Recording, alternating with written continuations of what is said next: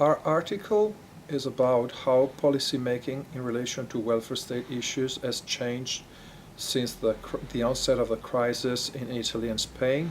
The essay was written by me and other three colleagues, Ugo Ascoli, University of Ancona, Ana Guillén, University of Oviedo, Spain, and Margarita León, University of Barcelona Autónoma, Spain as well.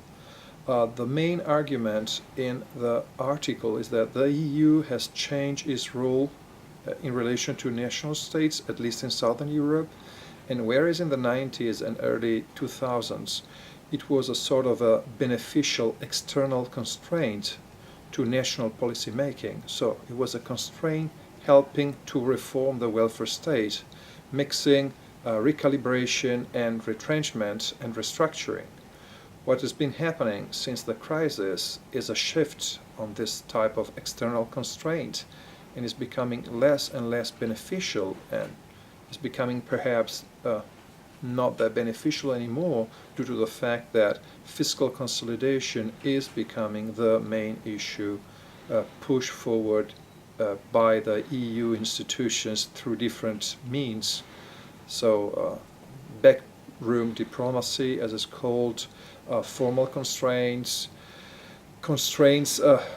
by other meanings and by other types. The result is that in the main policy fields, both in Spain and Italy, what we've seen is retrenchment, sometimes bold retrenchment, as in pensions, relevant cuts in education and healthcare, and the freezing of reforms in social care, social assistance, and family policies, which were typically sectors not that well developed as in other Central and Northern European countries.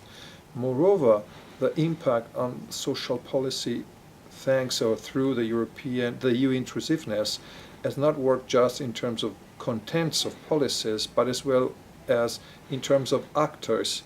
So to say, from 2010, the role of trade unions, for instance, and parliaments has dramatically decreased. So it seems like that in the last 5 years we are not just looking at a change in contents of policy making, but also on how policy making is decided. And the losers seem trade unions and parliaments.